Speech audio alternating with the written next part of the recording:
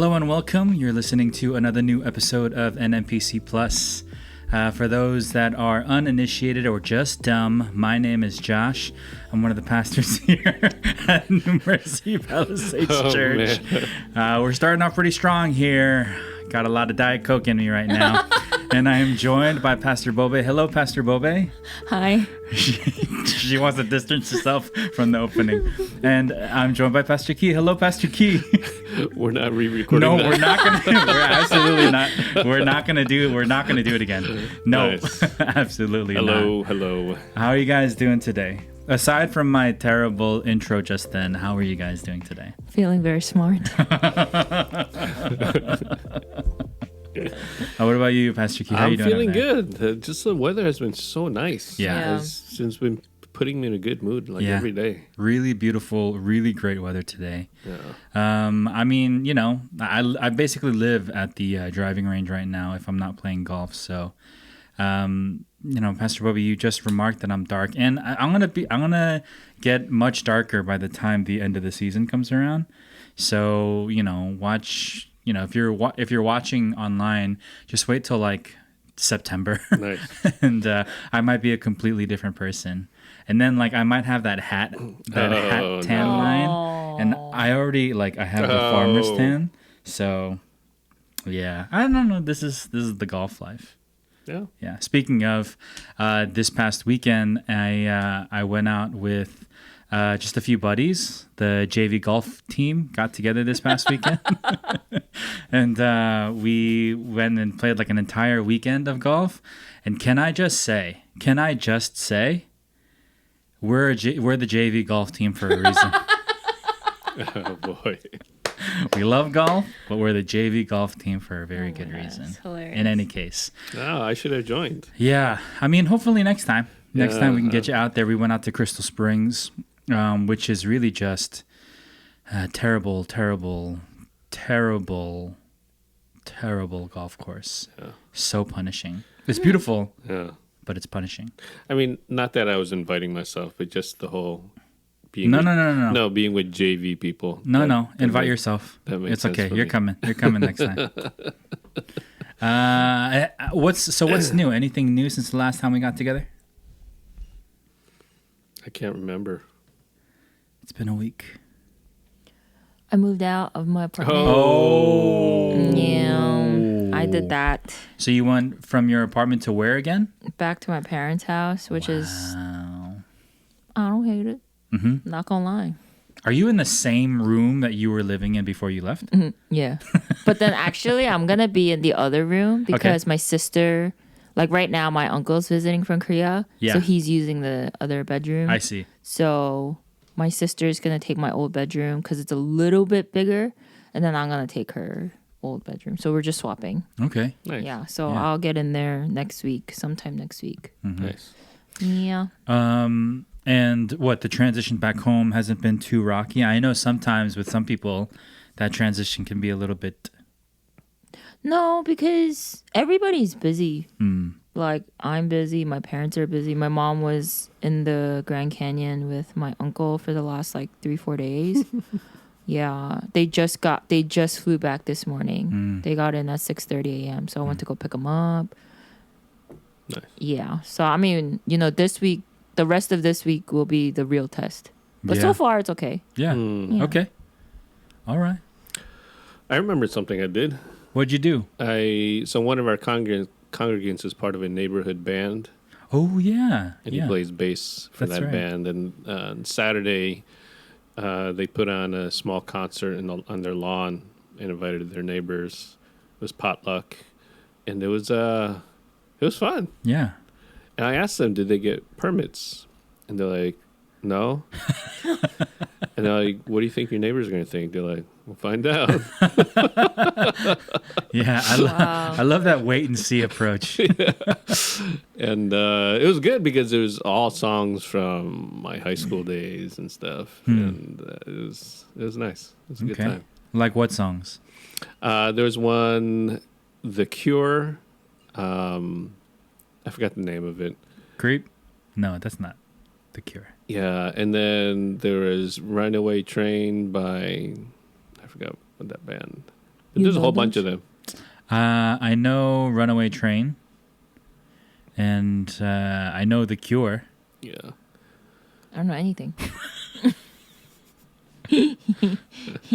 But yeah, his voice, the main guy, he was the drummer and the main voice, Oh wow. and his voice was perfect for that kind of music. That's actually, yeah. And I got to see, so the congregant who played, his family, they'd been sick on and off for like past month and a half. Right. So I finally got to see them, and their daughter Ivy, so cute. Oh my goodness. No, she's And I adorable. kept doing like these expressions with my eyes, and she was like trying to follow me. Yeah. It was so cute. Oh my She's gosh. really cute right now.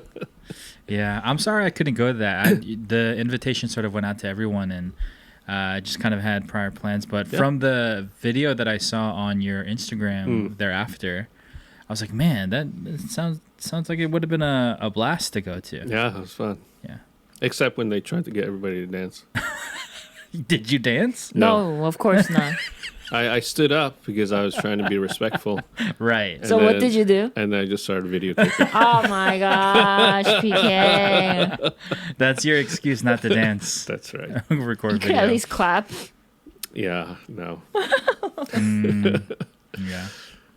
Anyway. Are you guys watching anything new recently? Yes. What are you watching over there? I'm watching Silo. on Apple TV Right. Plus. Right.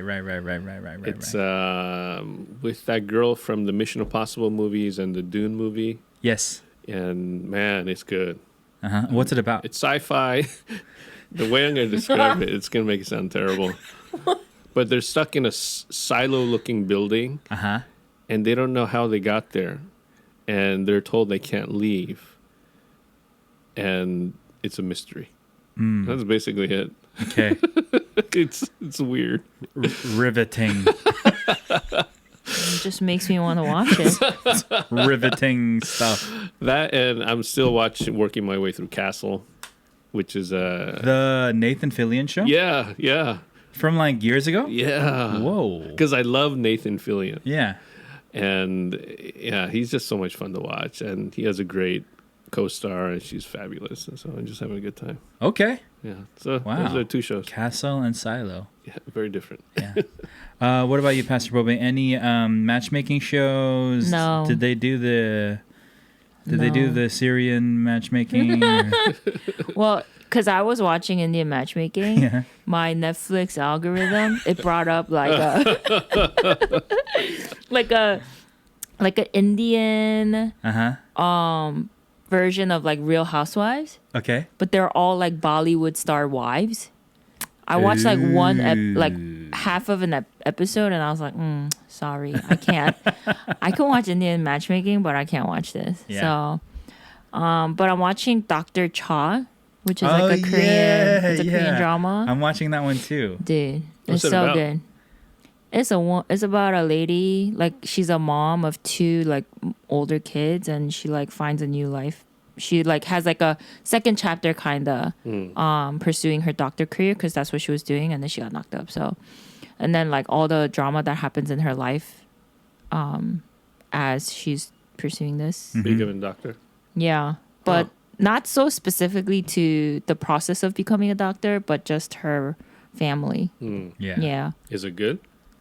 I think it's good. Like, really good? It's a good laugh. Like it's not a fun topic, but like I think like the comedy is funny, so Okay. it's good. I Forget like it. Forget it. I'm not going to watch it. I don't expect you to. It is an interesting watch. I'll say that. So I started Dr. Cha as well Yeah. because whatever. I'm gonna put my wife on blast for a Oh, second. no. I sat down. My wife and I sat down to watch Dr. Cha together because someone recommended it to her. Uh-oh. And so she was like, "Oh, we should watch Dr. Cha together." I was like, "Okay, I'll sit down and watch it," because we weren't watching anything at the time. Yeah.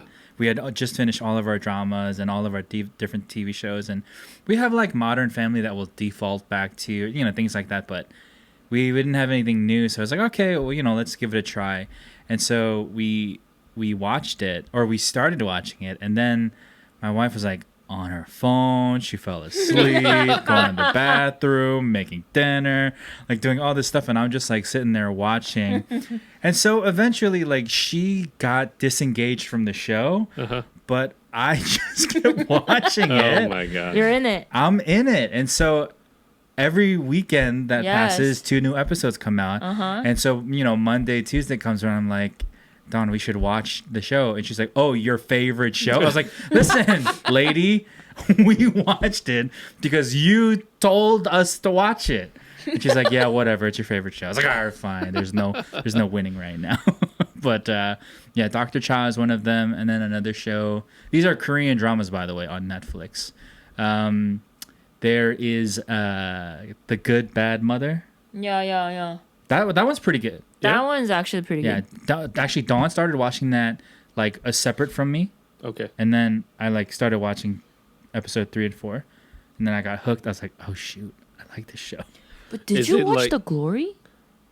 The Golodi. Yeah, Did you watch it? What? I got like. See, my problem is we watch it too late, and I keep falling asleep. But it seemed like it was pretty decent. what, The Glory? Yeah. Yeah. Everybody raves about it. Yeah, Because it's good. Yeah. Okay. yeah. So this show that you're talking about, The Good Bad Mother, like where is it next to the Glory? I like it better than Dr. Cha, How about okay? but it's a slightly different show altogether. Okay. How about next to 2521? Wow. That show's like so whack. Wow, you brought back 25-21. That's like his favorite thing. I know. I don't know. That's like mine and my wife's, it's up there. Yeah. It's like top of the list. Maybe not our very favorite one, but it's Okay. like in the last year or so, the ones that we watch, Yeah. that's pretty up there. Okay. Yeah. That's okay. I'll give it a try. I mean, Okay. whenever you're done watching Silo, whenever you're done watching Castle, Yeah. put on Good Bad Mother, Okay. put on Dr. Catch Chance. him 3 years later. Yeah. It's I think- 2028. I think part of me just hates the title, but What, Good Why? Bad Mother? Good Bad Mother.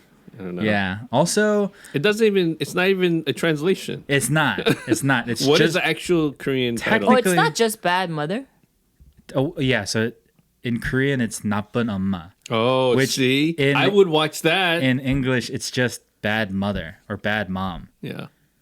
But for whatever reason the translators, and I don't know why they do this, man.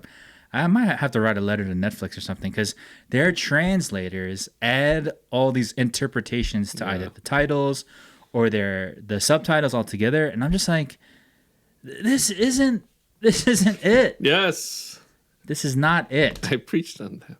Yes. Yeah, but your sermon, or the illustration of your sermon, I remember it was more about how like there are some things in Korean that just Don't translate. they don't translate. This is an offense to my mother tongue. They're adding things. Yeah. They're Or like they're interpreting it and then they're translating it. That's what they're doing. I see. Yeah. Bad. I'm real heated about this right now. Okay. Wow, that's a long intro. Good stuff. I still got stuff to talk about over here. He's not done. Taking a pause. John Wick 4? Oh man. Oh, actually, Indiana Jones is coming out, I think. What else is coming out this week? Harrison Ford is still alive. Oh my word. He's pretty old, right? Yeah. Can Yeah, you like not ever? 74. Yeah, he's old. Can you not ever utter those words again? Why? I'm just That asking. guy needs to live forever. fact man. checks. That's Fact true. Fat checks indeed. Yes. Okay. But is he like running around, jumping still? I don't know. We'll have to wait till the new Like, Indiana cocoon. Jones movie comes out. Oh, I know what I'm looking forward to. It's the new Apple Huh? event. The new Apple event? Yeah, I've been waiting for the new iMacs. So Oh, like the, iMac, the computers. yeah. Yeah. What do you call that? The unveiling? But that's- no. What do you call That's not going to happen till October, though, isn't it? Monday. October? There's a developers conference which happens in the summer, I and then another one. So I see. that? Yo, I remember we watched like one of like when they came out with like Apple Arcade or Apple Plus or whatever. Yeah. He was like, we have to watch it, and it was on a Tuesday because it was our staff meeting. After our staff meeting, we all sat together and watched it. Yeah. Oh no. And I was like, Oh no. I'm wasting my life. This is. But you were amazed, I Bunch of remember. nerds. around the I was table. very impressed because I had never watched. I don't know what is it called, like when they do that unveiling. Kind of the keynote address. Yeah. Apple Yeah. keynotes. They're called Apple keynotes. Yeah, Apple keynotes. Yeah. I was so impressed by the way they did the presentation and all the new upgrades that they're making to the stuff. But and then we were talking about it. But then now that I think about it, I'm like, that's like the only one I've ever watched. Yeah, Okay. but All right. Good production values in those. it Yeah. was definitely I mean, Apple designs things beautifully. Beautifully. yeah. In any case. I don't even know where to go from here. So we should probably take a break. And then here's what I want to do today. What I want to do is I want to talk a little bit about the message. We're going to talk a little bit about the Luke chapter 15, from which Pastor Key you kind of spoke about, and then kind of speaking about Netflix documentaries or like about something on the back end that I'll kind of unveil in a little bit later. Okay. Alrighty, so if you're watching, if you're listening, don't go anywhere. We'll be right back.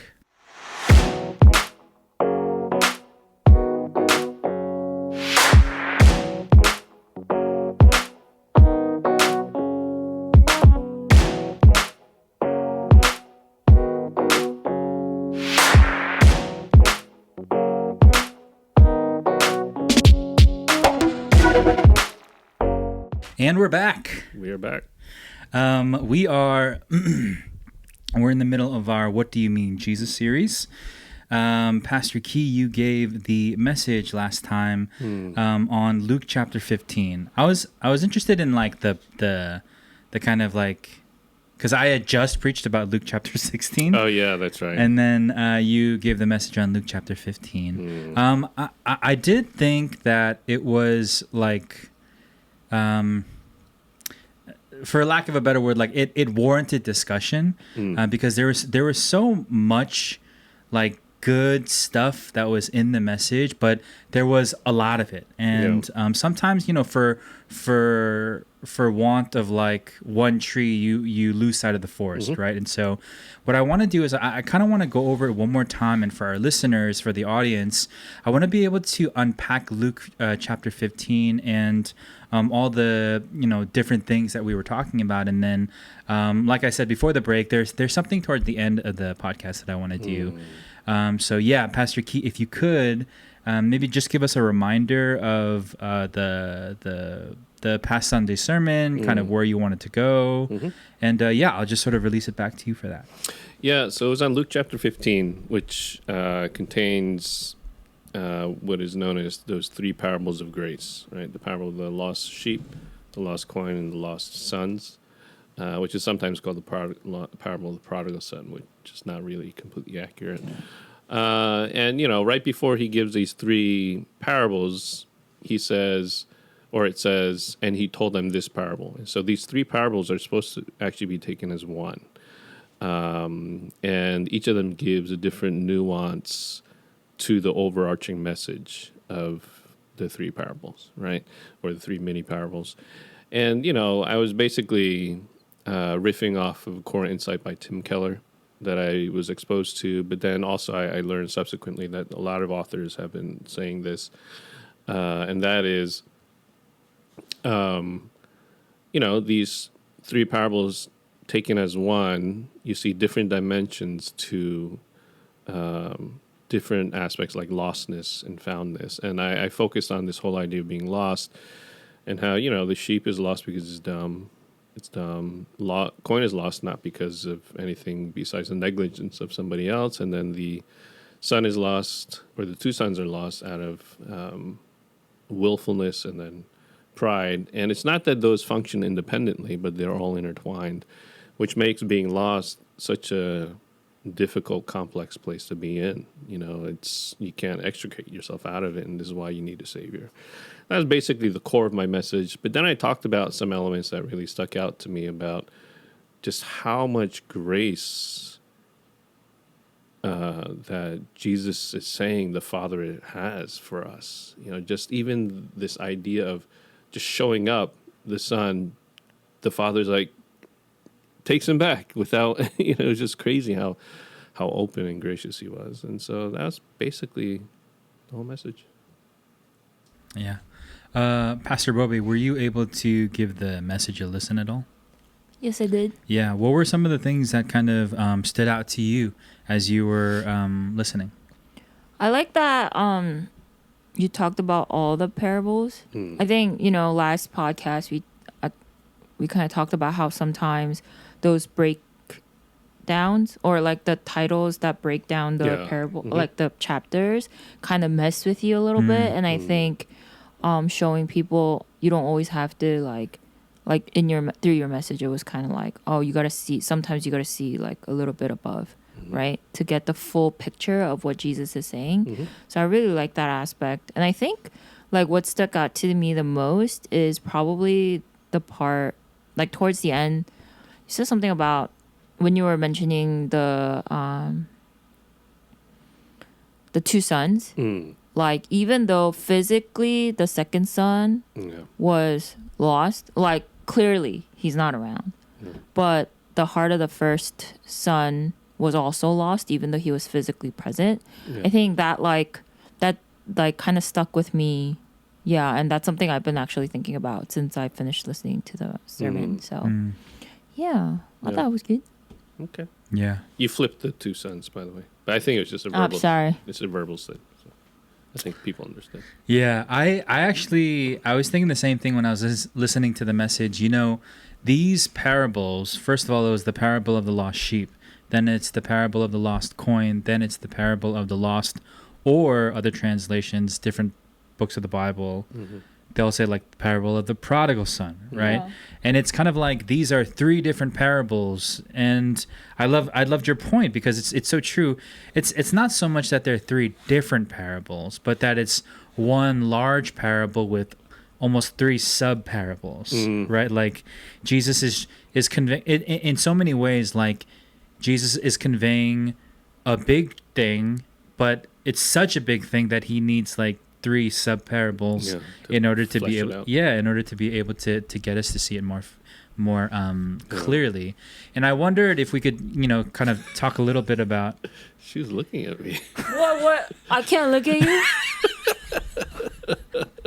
Well, we're all a bit sensitive right now because we all want to be outside in this beautiful weather.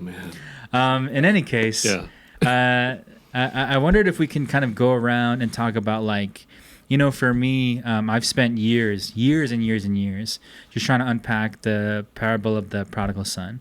And then when I was even younger, as a child, like the idea of parable of the lost sheep, Jesus leaving the 100 leaving the 99 to get the one, right? Like the idea that Jesus would just come to me and he would forsake all others so that he would come to me. And that's something that sticks really deeply. But lately, out of the three sub parables, I'll call them for the sake of this conversation, lately I'm gravitating toward the lost coin parable, right? Like, and I think it's just one of those things where I spent so many years putting so much attention and focus on the other two parables that, like as I get older, I kind of go to those places that I've neglected, particularly in my own biblical interpretation, and I go like, what's there? Like, how do I get all the truth that I can get from there, right? So for you guys, like out of those three parables, which one do you often kind of default to or go to? Like every time you go to Luke 15, like which of the three of those sub parables are you often like getting a lot from or kind of turning to in different seasons of your life? Do you guys have anything like that out of the three? Not particularly, but I think when I read the parable of the lost coin, I always wondered, but why is this one here? You know what I Yeah. mean? Interesting. Like why I don't know. It's a good question. Like why is this one here? Yeah. But then, after listening to your sermon, it makes so much sense because Jesus is talking about why we need a savior, why we need to be found. And he's looking at the concept of being lost, or like the reason to be found is because you're lost. And there's these different areas or like dimensions of what that looks like, And so it makes a lot of sense now. Yeah. And the other ones, like it's so popular, right? Like it's in a song. Everybody and their moms That's right. talk about the prodigal son. That's and if right. you like miss church for 2 years, come back. You don't miss church for 2 years, but you know what I mean? Like Yeah. You're the you've been prodigal gone. son. You're You're like, the oh, the prodigal. prodigal is back. Yeah. Like, That's messed up. it's so around. That's So funny. yeah. Yeah. That's true. It's so ubiquitous in the culture, Yeah. but not the lost coin for whatever reason. Yeah. Yeah. I didn't really gravitate toward any of them. I mean, the prodigal son just because it was the most popular as you grew up. But, yeah, I always found the sheep one funny. But kind of, yeah, I would say that had a lot of emotional, impact for me. But I think, actually this time the coin thing did it for me as well, because I had learned that archaeological fact about coins being found in the crevices of people's floors because they're made out of stone and there's crevices there. I'm like, oh my God, that like brings this whole thing to life. It's pretty incredible. But yeah, no, nothing really too much. But yeah, I'm curious as to why, you're feeling that parable. I mean, that mini parable. Yeah, probably just neglect in my younger years, Okay. but I think in the same way that like I don't know what it is about the nature of being found. I mean, like the other parables also talk about the condition, like it highlights being lost and it highlights being found, right? So the sheep is lost, and then the shepherd goes out and finds them. Yep. The prodigal son and the older son, like they're both lost, and the true tragedy is that they're both lost, not one over the other, right? But something about how the picture is painted, it kind of portrays the idea that this is the woman's like only coin, right? Like she might have a roof over her head and she might have all of these other things sorted out, but in terms of like currency and coin, like it kind of matters, especially in the commerce of that era. And there's an idea that she searches so heavily because it's her only coin. It's 1 out of 10. Lost one. Right. Yeah. But I'm saying the nature of what is she looking for? What is value? Yeah. It's like she looks so hard for that one. Yeah. It's almost like she doesn't have any other coin. Yeah. And something about it reaches out to me. I think. I think, and the 1 out of 10 theme kind of shows its head in other places, right? When it's Jesus heals 10 lepers, but only one comes back. And all of these themes that kind of get echoed throughout the pages of the Bible, and particularly the Gospels, right? But something about the nature of looking, searching as if it's the only thing. She has 9 other ones, but this is the one that she really looks for, and this is the one that she really needs. And then the nature of being found and celebration. The idea that she would call her friend over, like, what?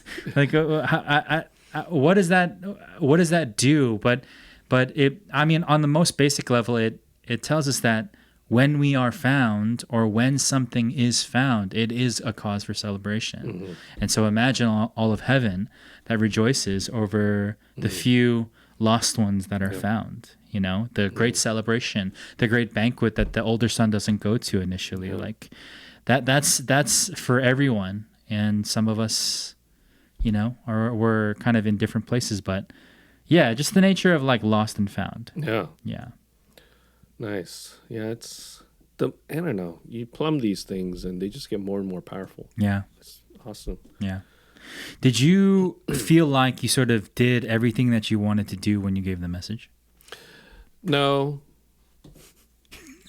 The problem is each of these mini parables I could, preach so much, and there's so much stuff that I had to like kind of overlook, which is for the preacher always frustrating. Yeah. But in terms of the task at hand, yeah, I think I got the core message across, which was the whole lostness thing. But I realized, I just don't want to focus on that. I need to also round it out or pull them toward the gospel message, which is about grace. Yeah. Which is where I landed at the end. So in that sense, I feel like I did everything that I want to do. Feedback was interesting, but anyway. Well, what was interesting? Well, about feedback? it's so funny. Like, some people said, kind of these hyperbolic statements, like that's like the best sermon I've heard. This or that, like one person said it was like top 10 of my sermons. In my mind, I'm just like, I don't know how to take this because the preface of the sermon was I got this from Tim Keller, Yeah. some other scholars, and they're like, Yeah. I was like, what does this mean? And so it's interesting because when they said it, I was like, oh, thank you, but the core insight was from Tim Keller and stuff. But then part of me was like, but I put a lot of my stuff in there too. And I'm curious, like, what psychology was making me kind of not own, what I mean? I don't know. Maybe it's just trying to be humble or whatever, but I don't know. It was a weird, like, moment afterward. Well, what goes through what goes through your mind then? Because as you said, maybe the core stuff is from Tim Keller, and obviously you're putting your own spin on everything, and you're still kind of going at it in the way that you go after the scriptures. Yeah. But then somebody comes up to you and gives you a compliment on it. Like, what's going through your mind then? I think in the moment I'm actually encouraged because I'm like, oh wow, I worked hard on that. Yeah. But then I don't know why it came out, but like, oh yeah, listening to Tim Keller as well, and they're like, yeah. And then in my mind, I'm like, I'm curious if they think now that it wasn't, I didn't put anything into it. You know what I mean? I just kind of copied and pasted from somebody else. I don't know. Do you see what I'm saying? And so I in the back of my mind, I was just like, why did I just delegitimize all the work that I put into this? And in the other person's eyes, I'm thinking, oh, now they think I didn't do anything. It's just stupid, like my human side coming out. Right. But I've never had that experience before. Yeah. Because I would say that's the first sermon I've ever given where I really did a long preface to where I got the source from. Right. Right. And so, I don't know, it's just an interesting kind of experience afterward. Oh, well, I mean, that leads us to an interesting place because, like, feedback, giving a message and getting feedback, right? Like, it's always a tricky thing, and it's something that we have kind of explored here on this podcast. But, I mean, for you, Bobe, like, when you give a message, and you're pretty vocal about the fact that, like, maybe you don't have enough like experience, or maybe you just need more experience, and every sermon is kind of like an opportunity for you to learn this, that, or the other thing, right? So like, I'm curious for you then, how do you handle critique? And I think our congregation is pretty good. I think they're really generous. I think they're really gracious, but there are times when maybe they might say like, oh, I didn't quite get that, or it's a little hard to follow, which is understandable, right? And so Bobby, for you, I'm curious to know, like, how do you handle feedback? Are you quick to deflect it? Do you bask in it? Like, yes. Definitely the second one. Yeah, I think that's what keeps me going. I'm just kidding. When people say good things about what I shared, I say thank you. I was glad you're blessed. I'm glad you're blessed. Yeah. Praise the Lord. And that's like kind of my way of not deflecting their compliment. So I just say, oh, thanks. Oh, I'm so glad that blessed you, that way. I haven't really received critique from like congregants per se, but I do have a sister. For majority of my sermons, even though she goes to a different church, she'll come whenever I'm preaching. And then I'll be like, yo, tell me the truth, right? Because like, I want to know. Part Sure. of it is because I want to know that I don't. I want to know what I did wrong or something I could improve on. So she'll say things like, "Oh, you do this too much. You play with your hair too much. Don't do that." Stuff like that. I'm like, "Yeah, you're right. Yeah. I noticed that too." And I'll try to like consciously change it the next time. Nobody notices that though. No, but I do. Yeah, only It's you for and your me. sibling. Yeah. Yeah. Just you and your sister. Yeah. There's one time, there's this one time I did my hair. I got the keratin treatment, and that made my hair, because I got crazy hair. So I have to do stuff to make it tame. And it was like the following week after I got that treatment. It makes your hair really smooth. But then the salon lady decided to recommend me like a conditioner for my hair that's like really good. So I used it that day when I washed my hair in the morning, but then I put a little too much, and I knew I did that. I didn't do it on purpose. It just happens, sometimes. And I was preaching that day, and my hair was everywhere because it was so luscious and like smooth. I couldn't figure, and it was so distracting to me. Luscious. It Did she just was say all luscious? kinds of silky that, like for your hair to stay, the girls, like the ladies that are listening, or men who have longer hair will understand. Yes. It can't be too silky because it just goes everywhere. And it was just one of those things. And then that day, somebody in the like one of the congregants, I was like, man, I was touching my hair so much. I made a comment like that. And she was like, yeah, I noticed. It looked luscious. Every time after that, I think and my sister was there that day too. Yeah. And she was like, you got to stop playing with your hair. I'm like, I'm trying. Yeah. It's just And I guess that's like a girl problem. But then I look on YouTube when I'm listening to like other like women preachers, and they have their hair down. I don't know how they get their hair to stay. Maybe they don't wash it the morning of. I don't know, but like it just stays. And I'm like, oh my god. Maybe they just have like a care team. I mean, yeah, I'm sure they do, but it's just fascinating. Like I don't know, my hair is just everywhere. So Okay, we got to YouTube her sermons. Find No, which that one it is. one- What day was it? I remember which sermon it was. Okay. But it was like a while ago. It's like Okay. way back. Yeah, but. Maybe in a bonus feature. Insert right here. No, I'm kidding. What? I'm So curious. Sorry, no. Yeah. No, you no, can go ahead. No, I was going to say we spent a lot of time on hair. That's all right. Well, I mean, you guys don't gotta worry about it. You just gotta do something Yeah. and just like show up, hey, right? I wore a hat one Sunday. I was like, that's the best that I can do right now. Oh, you did? You Yeah. did? For Oh, I had no preaching? idea. No, not preaching. Oh, okay. Oh. Yeah. A lot of people wear hats. Sunday. But anyway. I'm curious to know, like, what is the either the worst or like the hardest critique or criticism that you've ever received? Ooh, I know this one. Okay, you go first. So there was many years back. This is back in the early 2000s. I had this thing with a friend who's a pastor, and we would read books together and then come together each week to kind of talk about them, right? And then we would listen to each other's sermons. And then one time he goes, your sermons are Christ-centered, but they don't really like make people fall in love with Christ. Damn. Right? And I was like, what the hell?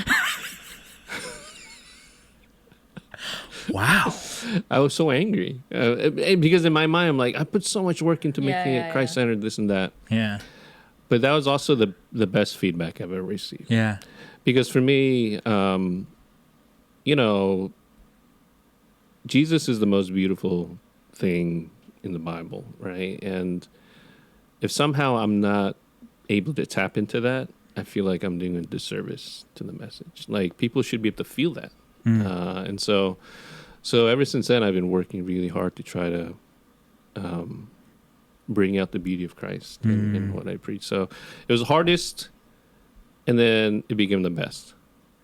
So that's Yeah. what It was a true critique. It was a true criticism that came from a real place and not just to hurt you. Yeah, and we stayed friends.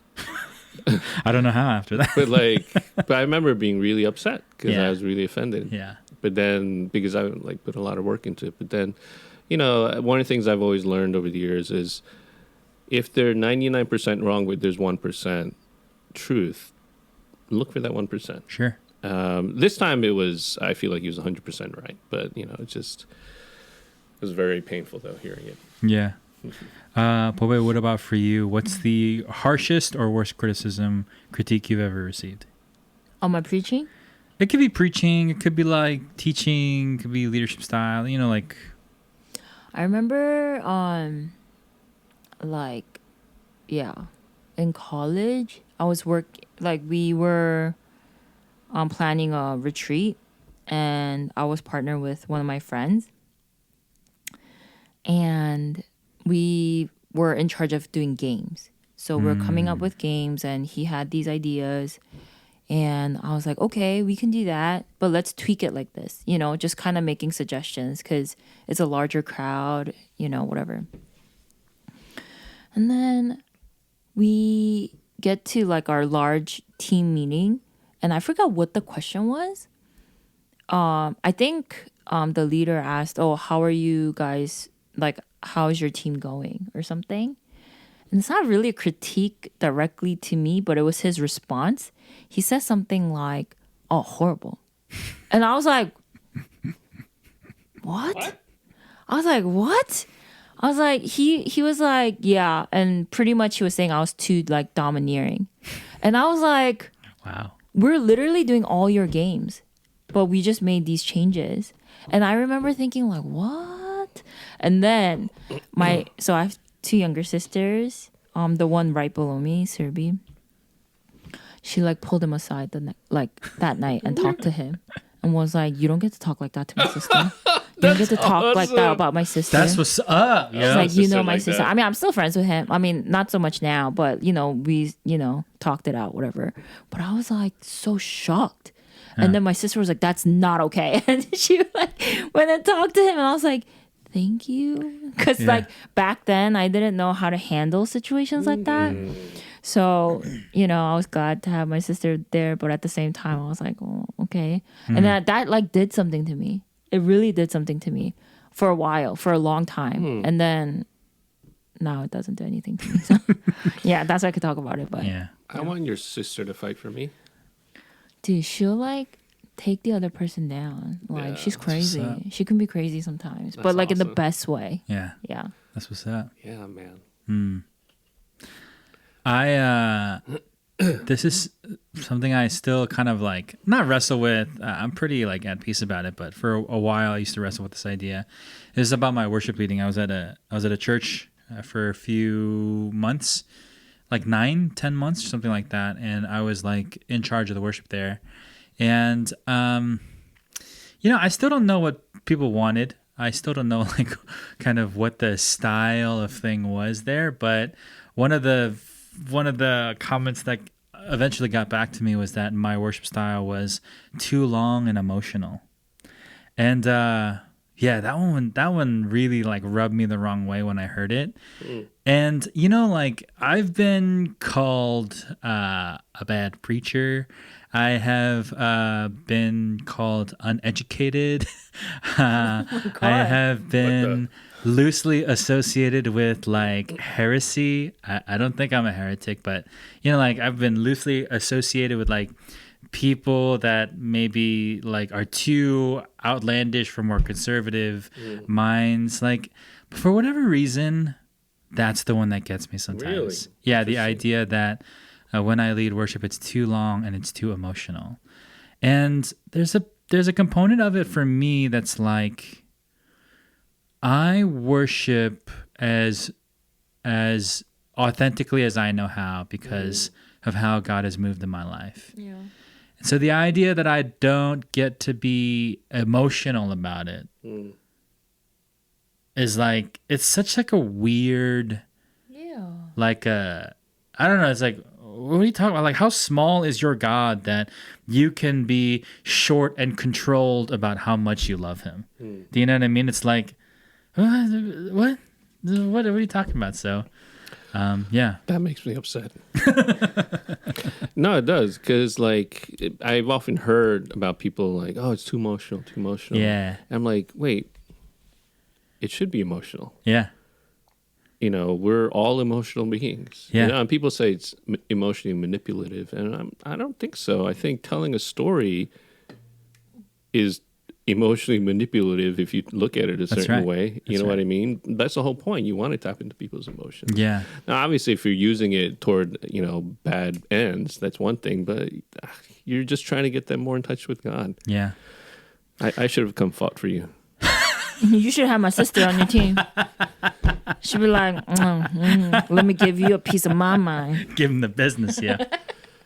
Yeah. I mean, it's funny. It's like something that I don't carry it, but I almost, the idea that is a critique that I've received, I almost walk around with I'm kind of like a red badge of courage. It's like, yeah, that's how I do worship. Mm-hmm. Like I sing and I shout and I sing the chorus too many times and I'll sing the bridge too many times and I'll sing in keys that I shouldn't sing sometimes because I just want to be able to do worship and I want to be able to worship.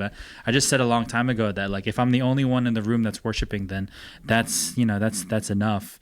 And yeah, I don't know. And it's weird how we we kind of it's funny because we got here a little bit at a time, which is tangentially related to the parables. That What were we talking about? What was the parable? It's funny. It's funny that we kind of are here and we feel so separated from our original conversation, right? I was talking to you guys about this, but years ago I was reading a commentary in Bible college about Luke chapter 15 and how all of these different sub parables have they talk about the different conditions of lostness and one of the things that kind of stood out to me was the nature of how do sheep get lost. And sheep, Pastor Key, as you said in your sermon, sheep are kind of dumb, and all they care about is eating grass and then moving on to the next patch of grass. And so the idea is that how do sheep get lost?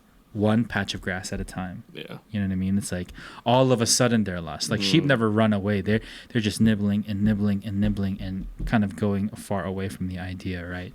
And I don't know. I want to try to steer it back, right? And I want to try to kind of bring it back to that place, the parables, lost and found. And earlier I had hinted at this thing, right? That I wanted to talk about. And, really quickly, it's, I don't know if you've seen it on Hulu. I think it's also on Netflix. I forget, but it's definitely on Hulu. I know it is, but it is, it's a series. And it's I think it's about Carl Lentz and Carl Lentz and the Hillsongs. Yeah. The former Hillsong New York pastor. And I haven't seen it yet. A friend told me about it. I haven't seen it either. Yeah, so I'm about to watch it. Yeah, a friend told me about it, and he was saying how it's a really interesting case study of what happens to someone once they sort of get go through the machine of this big mega church and all this stuff, right? And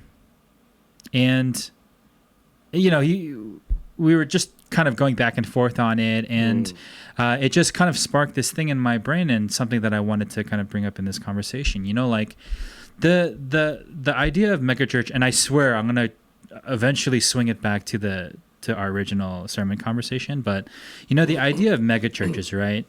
We have to contend with the idea of megachurches and their place in the large scale Christianity, especially in this nation. I guess my question is this is a podcast about spirituality, right? This is a podcast about trying to take our faith a little bit deeper. And I guess my question is for a Hillsong or an Elevation church or a vertical church, right? Or There's a vertical church? Yeah. Okay. It's I think it's in North Carolina somewhere. Okay. Anyway. Yeah. So, but like all of these big name churches, Yeah. right? Who are raising people up, and or they themselves are led by like very dynamic speakers who might themselves be a little too emotional in like the giving of their messages. I know another big name right now is Mike Todd of Transformation Church, and so here's what I want to kind of contemplate. Right, we're a church. We hover around 60 to 70-ish people every Sunday, sometimes more, sometimes less. The idea is this, like, will we ever get there? Why or why not? Like, how helpful is a mega church? Like, where does a mega church kind of what's the place in it all, right? Like, did Jesus have mega churches on his mind when he died on the cross for our sins, and then thusly like established the church as we know it today, right? Like, I don't know. I just kind of wanted to explore that idea a little bit. Like, how did the modern mega church even get here? Like, how did we even get to this place? Is it just a result of like the country that we live in, and the nation and the culture that we are? Or is there something deeper? Is it more about human nature? Like, I don't know. Have you guys thought about the nature of mega churches at all? Have you guys been to mega churches? Have you ever been to their services at all? Yeah. Yeah. Been to a bunch of them. Yeah. Well, I mean, what have your experiences been? I mean, it's so easy to criticize mega churches and lambast them, but my experience has always been like, okay, I'll take this for what it is. Sure. I will say, though, because it's such high production value, I find it hard to connect with them. I find the overly high production values actually distracting for some reason, personally. But, I just take it for what it is. I have fun. We go to a sort of mega church when we're down in Florida for vacation. Yeah. It's called Radiant. Okay. One of the fastest growing churches in Florida. And, the guy's a great speaker, and I'm always convicted by it. So, as long as I take it for what it's worth, then I'm not too irked by it or bothered by it. Sure. There's always a criticism that mega churches are a mile wide and an inch deep, right? And I think that's just a reality of any large kind of type of, populated organization. Sure. And they're not all churches are like that. Liquid Church could be considered a mega church, right? I guess in our area. And I heard stories about how there's some real discipleship that happens there, and one of our members was really experienced so much goodness in that church. So I'm, grateful for that. So I definitely think there are strengths to mega churches, but there are also significant downsides as well. But I don't need to get into that. Maybe I'll get into it in a little bit, but maybe we can dabble in here. But wait, what about you? Like, what's your experience with mega church? I mean, it's hard to even like, when do you even cross that threshold, right? Like, when does a church become a church? It's like go from a church to a mega church, right? But for you, with your own experiences, like, have you ever been to one? What are your experiences? Like, how do you view them? Yeah, I think like I guess we have to like be on the same page about what we categorize as a mega church. Sure, is it like the size, the sheer size, or is it like the celebrity of the pastor that hosts the mega church, right? For example, Carl Lentz, he was a part of a mega church, but he was also very widely known. But there are plenty of churches across America who have the same size but don't have pastors that are as well known as Mike Todd. Oh, interesting. Or like Erwin McManus or whatever, right? That's true. So like I think those are like kind of like the two different types of categories of mega church. Because I've been to a big size church whose pastor is not as popular as those people, and I've been to Mosaic Church in California, Erwin McManus's church. I've been to Hillsong when Carl Lentz was there in the city. And I always wonder, like, I think those people, they're gifted, like God has clearly gifted them with something, right? And that's why they can have the type of growth that, because they didn't start big, they started very small. So so there must be something, right, that they have, that God, expanded through them, right? So I think, that's okay. And then I hear stories about how like people, like the question always in my mind is, so then what does discipleship look like in a church that is so big? And you can see it through their staff as well, right? Like how fully loaded their staff is Sure. to make this thing run. I've gone to Liquid Church. I wasn't like heavily plugged in or anything. I just like attended their service. And even having a satellite service is so different from having a pastor in front of your face. That's right. So those are like all the different types of things. I think big size churches, mega churches, I think they're good in terms of, normally, or people will say that that's like they most likely follow like the attractional model, right? Like just attracting people into the church. And I think that's great. I think, so I think that's great. I don't think we're any better because like smaller churches are any better because we're smaller. Sure. Or bigger churches are better because they're bigger. I think it's just a matter of like, what are people looking for? What do people desire? If I'm not going to get what I want or need, what I feel like I need for my spiritual growth at a big church, then I might look for a small church. Or if I feel like maybe I value the big production, right? Some people really think, because some people are attracted to atmosphere, Yeah. and they create great atmosphere. It was crazy. When I was at one of those churches, I won't say which one. They walked around giving us water, like on a silver platter with like plastic cups, but they're like, and then they were like, oh, do you want a water? And I was like, I understand hospitality, but that's a little bit different, right? Yeah. So just, those types of things. Sure. But yeah, that was not a very organized thought, but that's how I feel. I'm sorry. Well, yeah, no, but I'm curious to know because, like, Bobby, for you highlighted that there's a difference between a big church with like a huge church in size and a church that's led by a celebrity pastor leader figure, right? In my mind, like that big church in size is led by a pastor leader figure, maybe not celebrity, but at least with some hefty amount of influence by the sheer size of their congregation, right? Like by simple virtue of the fact that their congregation size reaches past a certain point, like that's I don't know, that to me qualifies, right? Yep. And so, what we're talking about here, like, and Pastor Key, you kind of said this thing of like, you take it for what it is.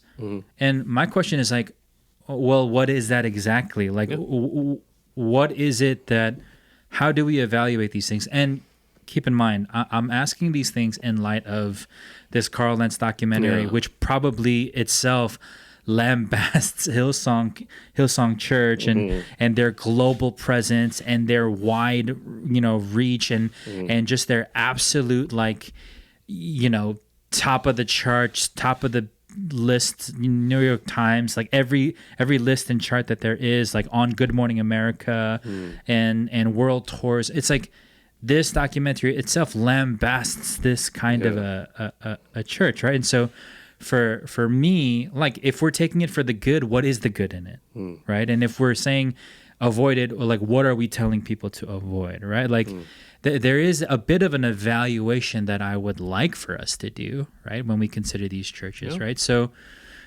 for you guys, like how then do you like filter or process, like when you walk into the doors of a really big church, however you found yourself there? Are there things that you're automatically like shielding yourself from? Are there things that you're automatically like, oh, I'll open myself up to this, but not this? Do you guys have like anything like that? Not really, besides theology, Sure. Because when I go to Megachurch, anything I'm seeing there is skin deep. It's all surface. You know, I can't really make a judgment. And, same thing. Yeah, I just can't make a judgment about what's underneath all of this until I do a little bit more research. But I will say, I do agree with your statement. Like, we should be healthily critical. Is that a word? Healthily critical, yes. Yeah, of these things. And your original question was what? How do you process? How do you filter? Are there things that you're opening yourself up to and things that you're intentionally closing yourself off from? Yeah, so what the decision I make is like, I don't know enough about this church right now to make an informed critique. Mm-hmm. So I'll just go in and just kind of receive what I think I can receive and be gracious as I can. I'll do a little bit of preliminary research just to make sure it's not a cult or anything like that. Sure. But besides that, I don't really typically go anywhere. But then when I sit down about the megachurch phenomenon as a whole, then I'll start thinking more thoughtfully about it. But not when I'm just walking in. Not too much goes through my mind. Yeah. But, yeah. Yeah, I think the same. Like if I was just a visitor, I just go and visit and have a good time, as I would any other church. But then if I'm thinking about committing to this church, I would think a lot more deeply about, well, what is it that I'm looking for in a church community? Is this a church community? Like, how do they do discipleship? Like, different things like that. But that's interesting. I guess you're right. If I was trying to become a part of a megachurch, then I would be thinking very differently about it. Right. So, Sure. But it's interesting because I'm a pastor. I'm never going to become a part of another church as a member. You know what I mean? Right. Unless it's my own church. Right. I mean, I would just take the same precautions as I would any other church, to be honest. Like just because they're a mega church doesn't lessen their value of the work that they're doing in the kingdom unless found shady. Sure. You know what I mean? Sure. Like until I'm given a reason to think that maybe I shouldn't be here, maybe whatever, then it's all the same. Yeah. Well then, to that end, for us then, right? Mm-hmm. Like for a church of our size, right? Mm-hmm. Because whether we say it or not, there are things that immediately, like we say megachurch, especially 3 pastors sitting around a table. Mm-hmm. We say megachurch, and there are immediately things that kind of come to our brains, if I may say it that way, about like the flaws of megachurch or the flaws of celebrity pastor leaders, like the idea that like it's Pastor, you said it, a mile wide and an inch deep. Like the idea of it's really flashy, it's really like good looking, but how deep does it go? Like how much, dare I say, like the critique of a lot of big churches or celebrity pastor led churches is the idea of like, what's the discipleship look like? Are people really being discipled? What's membership look like? Or is it just that you have 1,000 people walk through your doors on a Sunday and you have about 14 people on your, on your member list, right? Yeah. It's like, how is that going? And these are things that often come up when we talk about, big churches, right? Okay, so leaving that on the table, but just putting it aside for a second, we come to our church, right? And everything that we do, I don't think we ever do anything to in light of like, oh, we don't want to be a mega church and we don't like speaking firsthand, we've never had that conversation. No. However, we still talk about things like, how are we doing with our discipleship? How are we doing with our membership? How are we doing with our giving? How are we doing with like our outreach and missions efforts, right? And so here's the question. The big mega churches that are often held up as the bad examples, right? Let's just talk about them. And let's say our church. And presumably, those big mega churches that are held up as the bad examples started off somewhere like our church. Exactly. Right? And so the question is like, how do we avoid the flaws? The how do we stay vigilant against like the specific bad things that are often associated with big mega church celebrity pastors? Yeah. Things like that.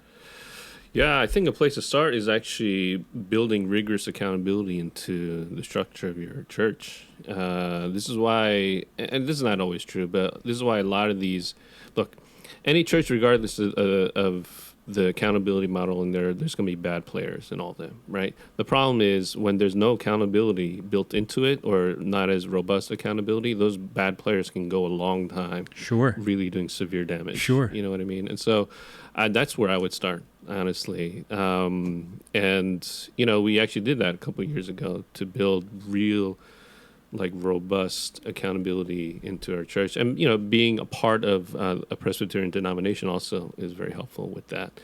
And it doesn't mean there aren't Presbyterian churches that don't go through scandal. They'll go through it, but then the accountability structure is in there to bring them back, and so that's where one place I would start. Sure. There's plenty of other things to talk about, but that's where my mind goes immediately.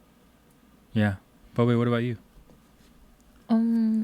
Just don't do anything stupid. Fair enough. No, I think accountability is great. I think that's one of the things that a lot of people care about when they come to a church. I think especially in light of what's happened in the recent years. Yep. With church leadership and yeah. But I think also like making sure your pastor is healthy. I don't know. I mean, I think that goes along with accountability, but it's a little bit of a different shade, right? Like you're talking about the emotional, spiritual, mental health, physical health of your pastor. How is that going? I think that's something to care for as your church sees rapid growth. I think that's probably one of the things, because it's like you're seeing so much growth and you're like so excited for all these people to come and like, oh, they love Jesus, blah, blah, blah. And the pastor also gets so excited. But then I think when you keep going without a break or keep going without knowing how to hit the brakes for yourself, you need something or somebody. And I think it's also on the part of the pastor as a leader to have their own community of people to keep you sane and down to earth. I think when you know, like, and it's not just for the people, I mean, churches that are seeing rapid growth, but it's for anybody in ministry and any Christian. Let's just be real, right? Like, we're just not supposed to be doing this by ourselves. So, and that's the same for the pastors. And I think it's very easy for us to isolate because of our positions, but it's actually the reason why I think we should be more vigilant about having a community of people that can keep us sane and accountable, because the people at our church are only going to see what we show them. But you need people that's going to see things that are ugly too. You know, and that can't just be your family. So no, I love that, because support and care for whatever pastor, it ends up being a preemptive cure for scandal. So many of the people that I know that end up in scandal, you look in their lives, like one person, they were doing the youth group, they were doing the adult English ministry, they're doing all these other things, and they just burned out. And when you're burned out, your capacity to fight temptation diminishes dramatically. In fact, you seek temptation to kind of make yourself feel better, and they're sleeping with somebody else, you know. And it's like, it doesn't excuse the behavior, but in our denomination, actually, we have this thing called pastoral covenant groups, where every couple months we have to come together with a small group of pastors just to be friends and care for one another. One of the things they observed is the people who have ended up in scandal in our denomination, most of them were not part of these groups. Now, whether it's a chicken or the egg or whatever, and this and that, but I think it testifies to the importance of those things. Sure. Yeah. So then, I know that this is not exactly an answer for like 10 minutes on a podcast, but is it worth exploring at all? Like, how then these, like, how does Carl Lentz end up in scandal? How does, I won't say any other name, but how do these other pastors end up in scandal? Like, you would think that being that visible all the time, like, you would think something tells them, don't do the dumb thing. You know, like, it might be naive of me, right? Like, and one of the things that I was telling my friend who was telling me about this documentary, he was basically saying like, yo, thank God we'll never be megachurch pastors.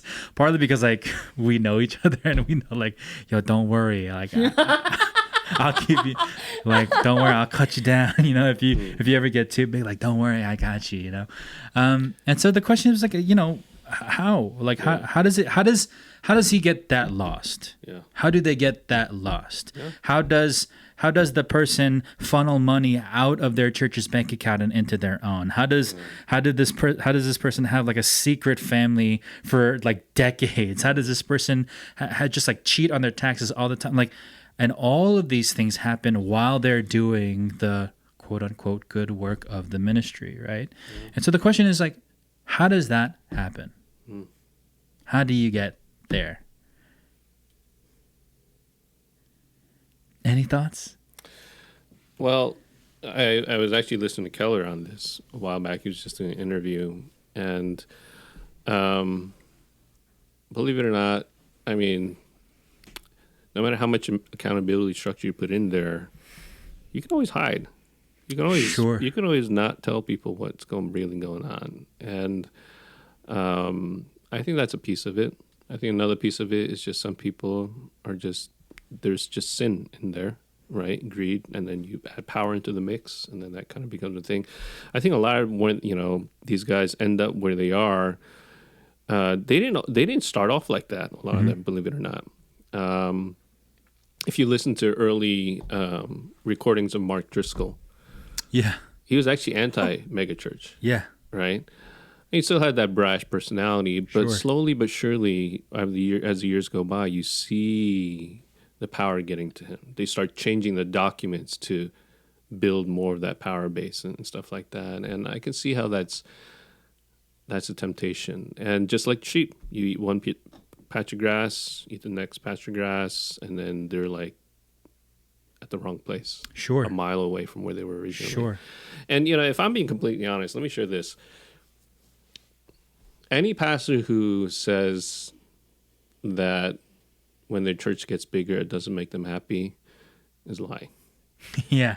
Because my church, the previous church, we got to about 300-400 people. And when that happened, I was like, yeah, I feel pretty good about myself. And then after the pandemic, when our church was recent, our church plant was at its lowest. So I feel pretty crappy about myself. You know what I mean? Yeah. So it's a real thing. And, so there are days like, man, I wonder if it'd be fun to do a mega church. I actually wake up from that pretty quick because I know the behind the scenes. Sure. It's not fun. Yeah. but anyway, yeah. So it's just, we're human beings, man. Just little things will end up there. What's that thing by David Benner? The human capacity for self-delusion is incredible. And I just see that in play in a lot of these guys. They're like, oh, I won't be found out. Yeah. I'm smart enough. Or I'm not doing anything wrong. Yeah. Or I'm not doing anything wrong, right? Or this person won't say anything. Yeah. It's like delusional behavior. Yeah. Yeah. Yeah. I don't know. I feel the same way. And I think, like, how Paul's like, we're not fighting against people, but not flesh and blood, but with like powers and principalities. Yeah. I 1000% believe that for leaders. Yeah. I think the call is, especially for people who have influence. Okay. If any like 40-member church people, like church pastor was found out, how big of an influence does it make across the globe? You know what I mean? Sure. Like locally and to the people, the 40 people that they're leading, it's devastating, right? But for people like these famous people who's like fallen from grace, like for lack of like the impact is huge, right? So I think there is something like spiritual that happens also. But I think a lot of times like us leaders could get really like narcissistic sometimes. Yeah. We think that we're like hot stuff and forget that we are human too. Hmm.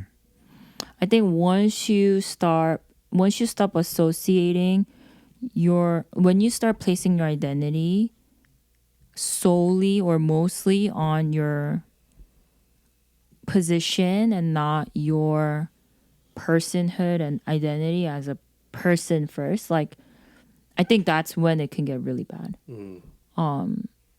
Yeah. So if you take that off,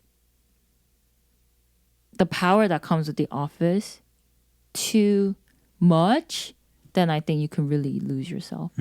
And you may have had good morals before you got all this popularity or before you got all these sources and like things that you can hide from, hide with, I should say. Like, you used to be a good person. I'm sure plenty of people said that to like these people. What happened to you? Yeah. You used to speak against those things. You Yeah. weren't like that. You were so dedicated, blah, blah, blah, blah, blah. So I think that's what happens. Yeah. I also think some of these guys are put into this place when they're not ready. And so this is where I see, for example, the Joshua Harris thing. As much as people make fun of him, the guy who wrote I Kissed Dating Goodbye, right? He's no longer a Christian. And he was so popular at one point in his 20s. And that's not only his fault. Like the apparatus that put him there without discipling him, without putting the protections around him, I think that's partially why kind of these people end up where they are. Like, I wouldn't be surprised if we see that in Carl Lentz's life. Maybe he was a little bit too young when they were pushing him in this direction and this and that. So I think that's part of the equation as well. It actually reminds me of the sermon or the Luke 15. Yeah. There's all these multiplicity factors that bring about, and then we're just completely lost. Yeah. And I feel like that's what we see in a lot of these situations. But, then there are people who... so I don't want this to end up being a discussion where it's like, oh, man, you get power and everybody gets lost. Right. Because those are the ones that are publicized. But then you come across people like Tim Keller. I mean, he had a lot of influence. And yet somehow he was able to stay grounded. When you look at his life, it had a lot to do with his intentional spirituality, also the accountability that was around him and things like that. And so I don't know. This is an interesting discussion. Well, to that end, that actually, leads me pretty nicely to ask the question, and this is one of the final questions, of are there markers in your life that you have? Kind of like, it's almost like a tripwire in your life. Like if this is tripped, like, number one, you're unhealthy. Number two, like, you need to kind of take a look around and see where you are. And then number three, you got to go back to where you came from in order to make sure that you don't go any further, right? Like, do you have any? And like a lot of our conversations and podcasts is for the lay leader, and this is for like just the regular member.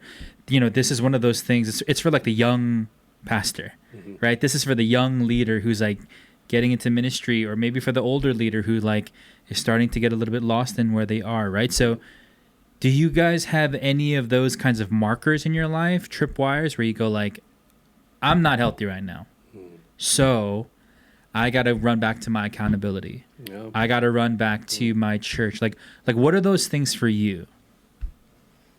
When I hide, Yeah. when all I want to do is hide, I know that's a problem. Yeah. Yeah. Thankfully, I have my sisters. And your parents now? Yeah. Well, Yeah. no, like physically hiding, yes, but emotionally or like, just mentally, like I could put up a front. Sure. You know what I mean? Like I could play it, but then I know like inside, all I want to do is crawl in a ball. And when I do that, that's a problem. So I'll say it out loud to the people I trust. I tell them like whether it be my sisters or I also have friends that I, am very honest with. I'll tell them like, y'all gotta pray for me because, or like, yeah, all I want to do is just crawl up in a ball. And like my sisters know like that's a problem, I think one of the things that I did, I'm thankful that God put me through in the very beginning of my career as a pastor is counseling. Mm. I think knowing having had the benefits of counseling in the way that I did, I know that that is available for me and that's not shameful. Mm. So knowing I have something like that to turn to if whatever I'm dealing with becomes too big for other people. You know what I mean? Like your friends and family are not meant to, I don't think, some things they can't handle. It's not fair, for them to carry that because they don't know how. And then I don't want to make them feel hopeless or helpless because of my problems, right? That's why you pay somebody. Sure. So, having those precautions in place. And I think another thing I do is I have some friends that I'm very like open with, and something like we learned in seminary through one of our whatchamacallit professors is keeping your confessions current, right? Mm. Like being very honest with, like having catch ups and making sure you have some people around you that you can confess the hard things, your sinful things and stuff like that with, so that you can stay accountable. I think those things have been like, those are the things that are in place currently that I can like tap into. Yeah. You know. Husky, what about you? Man, it's hard because a lot of my, besides some basic things like the pastoral covenant groups, I also have this thing called the Pastors Fight Club, Mm-hmm. where we get, you guys know what that's referencing, right? Yeah. Fight Club, the movie. Yeah. And I just broke its cardinal rule. Yeah. Why did you just do that? It's, everybody knows about it. Anyway. And then, just different groups in general. That's helpful. But for me, it boils down to kind of, if I find myself getting anxious, or if I find myself stressed out or worn out, if I find myself falling into temptations and this and that, if I find myself being extremely self-centered, all those are warning lights for me to be like, you need to check what's going on underneath the hood. But the difficulty is when you're in that place, you don't always see that you need to check underneath the hood because you're so lost. And so it's difficult. And this is where I'll have my wife, she'll kind of, and you got to make a good decision when you pick your spouse, right? And somebody who can do that for you. She's been fabulous at that. And stuff like that. And prayer, if I'm avoiding scripture, if I'm avoiding praying, I know something is up. Yeah. And besides that, it's really by the grace of God that he wakes me up sometimes. Let me just share something fairly recent. For a good amount of years, I was always like, hey, I really want people on a Sunday when they hear the message to hear the word of God. Like, I want them to encounter God, right? And at a certain point, fairly recently, I kind of lost that. And I was like, okay, that's a warning sign. Something is wrong here. And I brought it before God, and I was really wrestling with it. And I don't want to over psychologize this, but I was struggling with unforgiveness for some time, after the pandemic, because of all the times I've been hurt, or I thought I was being hurt. And I had a breakthrough recently. I realized that I was making ministry all about myself, which made the hurt that much more painful. And as I was praying one day, this thought came to mind, like, forgive them because Jesus is your Lord and he loves you and he wants you to forgive them. Do it for him. And I was like, I could do that because I love Jesus and he's my Lord and he's telling me forgive these people. And for some reason that just did it for me. And all these people I'm just able to forgive. And then at that point, when I made that breakthrough, this desire to really preach so that people would experience more joy in Christ came back, and so I don't know. It's just, you have to be kind of very vigilant about what's going on in here. But that's a difficult thing to do. Yeah. And so I don't really have too many answers to that besides these things. Yeah. So. Yeah. Hey, I mean, I know that it's a tricky thing. It's like asking the sheep, like, what do you do so that you don't get lost? It's like asking the son, what do you do so that so that you don't ask your father for your share of the inheritance? And it's asking the older son, what do you do so that resentment doesn't build up in your heart? Like these things just sort of happen. Yeah, that's right. Right? Yeah. They just sort of happen, and bringing it back to the message, the idea that we could all be lost at any point along the journey, right? Like it's not, the interesting thing about what the parables do, the ones that we explored this past Sunday, at least to me, the interesting thing is that these are not parables only for the lost. These are not parables only for those who are not Christians. In fact, Jesus spoke in parables in order to make sure that those who wouldn't hear anyway would not hear, and that those that could hear, had ears to hear, would be able to hear. And if that's not a condition of people that know the word, then I don't know what is, right? So 3 pastors sitting around a table right now should look at Luke 15 and go, this is not for them, this is for me, right? This is so I know that in case I ever even, if I'm one patch too far away from the shepherd, if I'm one patch of grass too far away from the shepherd, I got to make sure that I start making my way back. Or if I ever get close enough to ask my father for my share of the inheritance, I know pretty well in my heart that I'm not where I should be, and I'm closer to being lost than I am found, right? And this is our way of just sort of tying all of these things together, and it's so funny how the conversation that I had with a friend of mine about this documentary series, about Carl Lentz and about the celebrity pastor, about the megachurch pastor who ends up in scandal and all of these things, kind of comes on the heels of a sermon about lost and found. Aren't we all in some way, shape, or form in our own journeys of being lost and found? Even after Jesus has found us, how much more does he need to find us? How much more do we need to find him, right? And so, that lost sheep maybe got lost again. Yeah. And who knows? Maybe while the shepherd was getting that one sheep, there were other sheep that were getting lost. It's like this is why the older brother in the parable of the lost son, right. This is why that for me is one of the really big tragedies of the story. Yeah. It's because anyone could get lost, but that guy thought he was not lost. Yeah, that's the danger. And it just set in. How many older sons have just been set in.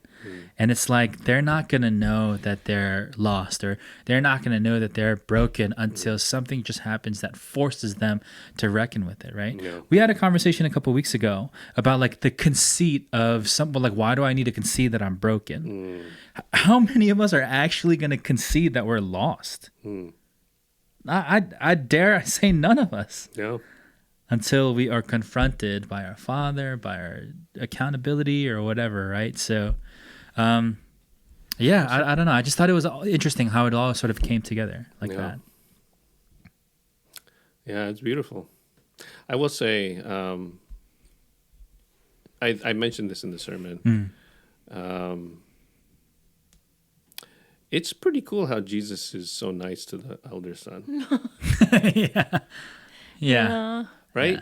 Yeah, I mean, you never see, and Jesus is addressing the Pharisees here. And I'm telling you, that passage really threw me for a loop. I'm like, oh my God, Jesus loves these people. Yeah.